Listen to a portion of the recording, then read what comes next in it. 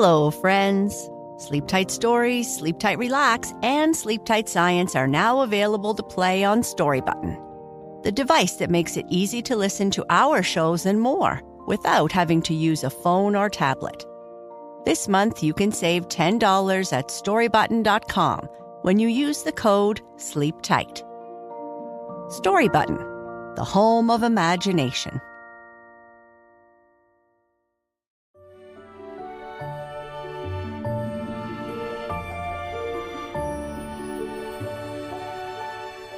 Hello, friends, and welcome to Sleep Tight Stories. I'd like to say hello to Makita and Menon Webster in Maricopa, Arizona from Mommy and Daddy. And hello to Quinn, who is 6 years old in Walnut Creek, California. Happy belated birthday to Iris Clark Hughes from Buckinghamshire, England, who turned 8 on January 7th. Mama, Daddy, Toby, and Kingsley, the Cavalier puppy, love you more than chocolate and couldn't be more proud. Happy belated birthday to Luca, who turned 8 on February 7th. Happy belated birthday to Dennis Deasis from Naperville, Illinois, who turned 9 on February 8th. Your parents want you to know that as they celebrate another year of your amazing journey through life, how proud they are to be your parents. Your accomplishments, big and small, fill their hearts with joy, and your wonderful spirit brings so much happiness to their lives. They love you so much. Happy belated birthday to Rhett, who turned 6 on February 8th. Mommy, Daddy, Hayden, and Caleb love you. Happy belated birthday to Naomi from Edmonton, Alberta, who turned 9 on February 9th. Happy 9th birthday, Naomi. Happy belated birthday to Remy, who turned 7 on February 10th, and a belated birthday wish for Toonie, who celebrated his 9th birthday on January 8th, from Valencia, Spain. And happy belated birthday to Greenlee, who turned 7 on February 11th. Mom and Dad love you times a million. Happy birthday to Hazel in Denver, Colorado, who was turning 9 on February 13th. Happy birthday to Joya in New York, who is turning 8 on February 14th. Happy birthday to Coraline from Illinois, who is turning 10 on February 16th. We love you so much. Love Mom, Dad, Reed, and Perry. And happy birthday to Mira Ruth, who is turning 11 on February 17th. Mama, Daddy, and Noah love you so very much and love how you're growing into a wonderful, empathetic person. Happy birthday to a brave girl named Sophia, turning 6 on Valentine's Day, listening in with her brothers on Alexander Lane. Happy birthday, everyone. I hope you have a wonderful day. For information on how to receive a shout-out or birthday wish, please visit sleeptightstories.org/support. Thank you.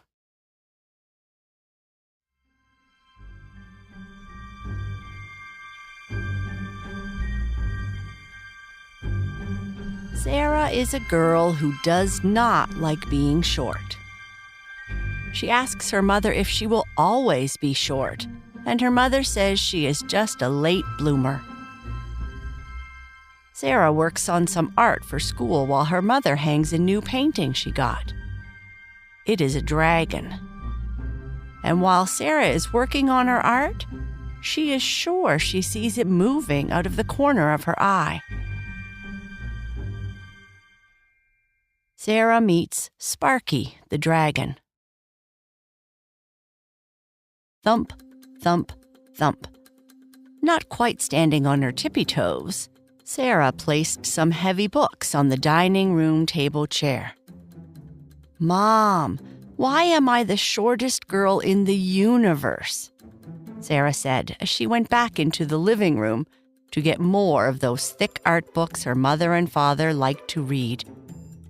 Sarah thought they were boring. Who would want to look at black and white photos in a book?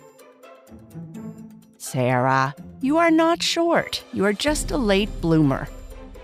Her mother used to give long explanations about how Sarah would soon grow, But after being asked the same question 1,000 times, even her patience for Sarah's constant questions had limits. But Lenny at school says I am vertically challenged, and I am always the last person to be picked when they need players for the basketball team, Sarah said, as she was getting the table ready with the materials she was going to use. I thought you liked playing soccer, her mother said, trying to change the topic. They both often talked to each other as they did different things. Sarah finally got her seat just right. She was going to do some art for an hour or so before her mother forced her to go grocery shopping with her. Why can Daddy go out and do exciting stuff, but I have to go buy boring groceries, she thought. Yeah, but I don't always have a choice. Daddy said I should just run between the other player's legs and then to pass it to a teammate. I think he was trying to be funny because I tried that, and they just closed their legs on my head, Sarah said, as she started to cut red paper after she climbed up on her chair. Trying not to laugh, Sarah's mother replied, "What are you making this afternoon?" Well, in school, we are preparing for like 100 different holidays this month. We were asked to create some decorations for school, so I am combining Valentine's Day and the lunar holiday into one to save time. I think I will make some kind of heart-shaped lantern. Lenny said he was going to give me a Valentine, but I am not going to make him one. That's too mushy. But if he wants to buy me chocolate, I would eat them. Don't forget we are going to go for groceries today. I'm just going to put up some new paintings I bought. Maybe we can make some special dishes tonight for dinner if I can find the ingredients, her mother said, as she hung some of the paintings with Chinese characters on them up in the dining room. Mom, if the moon were made of mooncakes, do you think a giant could eat it all in one bite? Or would it need moon milk to wash it down? Sarah asked, as she cut more hearts out of paper. Her mother loved Sarah's imagination and laughed softly. Oh, Sarah, you have quite an imagination, she replied, as she unwrapped a huge frame with a colorful painting on the inside. Sarah looked at what she had made so far and thought of starting over again. It wasn't what she imagined it would look like. Her imagination was always way ahead of her hands. She thought she might have the best imagination in the whole school. If only she could imagine better math grades. What about if the moon was made of cheese? Would moon rabbits have a never-ending supply of cheese to eat? Sarah asked, with a serious look on her face. I think if the moon were made of cheese, the moon rabbits would be the happiest creatures in the universe, she replied, not quite paying attention as she hung the huge painting on the wall. Not bothered by her mother not giving her her full attention, Sarah asked, if dragons breathe fire, how do they blow out their birthday candles without causing a fireworks show?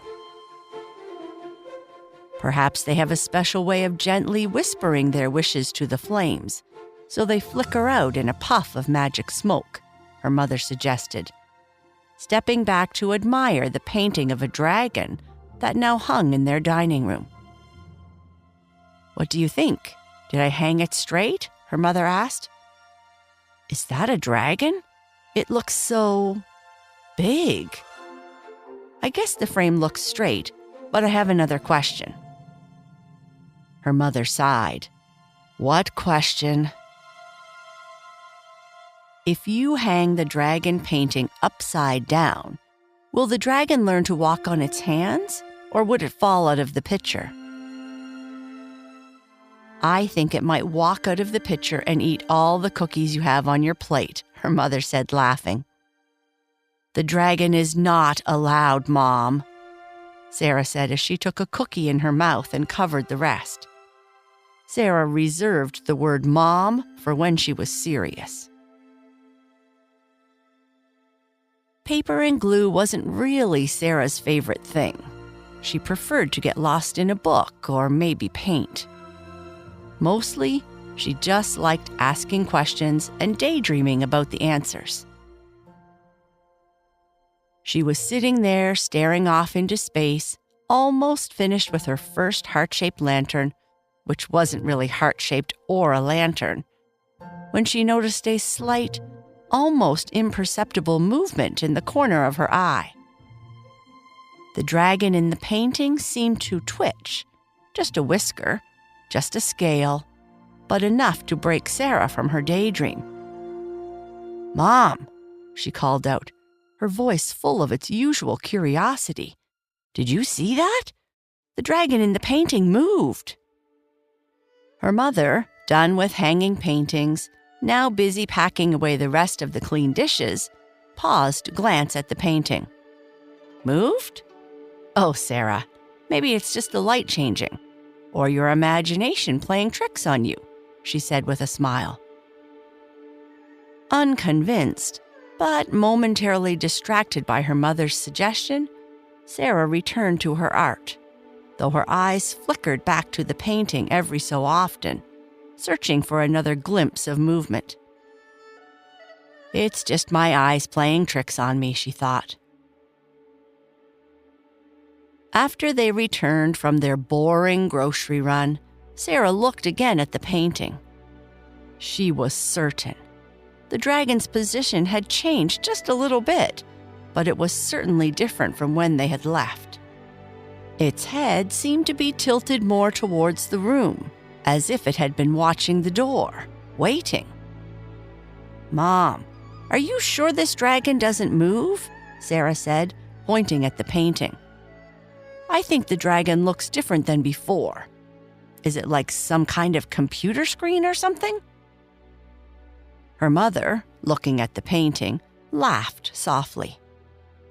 "Maybe the dragon's just as excited about our big dinner as we are," she teased, setting the groceries down. "Why don't you finish up your project while I start making dinner? Daddy will be home soon, and he will be excited to see what you have created." Sarah didn't understand her mother's sudden fascination with the lunar holiday. She had been spending more time lately trying to understand her past, reading old books and looking at even more black and white photographs. Sarah thought Valentine's and Easter were more interesting because, well, chocolate.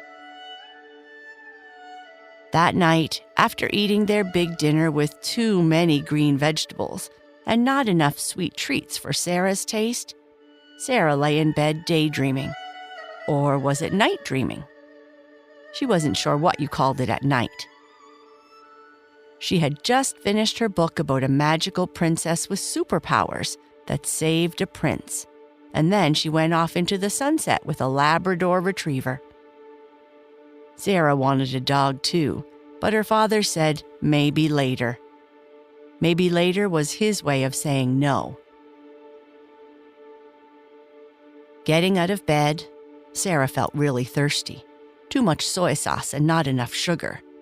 She slowly walked out of her bedroom and down the stairs to the kitchen for a drink of water. The house was quiet, with only the loud snores of her father and their old refrigerator making any sound. Sometimes her father's snores caused the windows to rattle. Sarah used to ask him many questions about snores until one day he gave her his "I am watching hockey on TV" look, and then she stopped. Why people snored was still a mystery to Sarah. As she walked through the dining room, Sarah couldn't resist a look at the painting. What she saw almost made her jump out of her skin. She'd heard her grandmother say that once. It sounds gross, so she uses it all the time now. Her grandmother has answers to all of her questions, and she makes delicious apple pie, too. What Sarah saw was the dragon moving. It was truly moving this time, its scale shimmering in one of those auto lights that Daddy put everywhere. Sarah froze as she watched the dragon in the painting lift a paw, then another, stretching and flexing as if waking from a long, deep sleep. "Hello, Sarah," a deep, friendly-sounding voice said, breaking the silence in the quiet house. "Huh?" Sarah pinched her cheek, and it hurt. If you pinch your cheek and it hurts, you can't be dreaming, right? As she stood there, not really sure if she should speak or maybe run and hide, the dragon stepped completely out of the painting and into her dining room. Its size was no larger than a Labrador retriever. "I apologize if I scared you. I am Sparky, and I have been waiting for the right moment to meet you." Sarah closed her eyes and opened them again. The dragon was still there. This must be some special painting, she thought. Did her mother buy a hologram by mistake? The shock was now over, and she decided to try and talk. "You're real? Really real?" she whispered, her voice not quite sure yet of what she was seeing. "And you can talk?" "Yes, to both," Sparky replied, a hint of amusement in his tone. "If this is a hologram, it must be from the future. I am as real as the magic that fills the world around us, and I have much to share with you, Sarah. But first, tell me, do you believe in magic?" Sarah thought for a moment. It must be real. This was better than any story she had ever read, or even the movie that her mother had made them watch earlier. She nodded. "Yes, I do believe in magic. Sort of." "Then we can have some fun together," Sparky said, stepping closer. "There is so much fun we can have together, and I am sure we will be best friends." Sparky's scales started to glow, and Sarah smiled widely as they talked about what they were going to do next.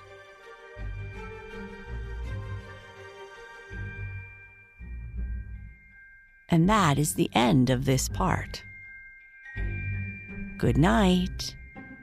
Sleep tight.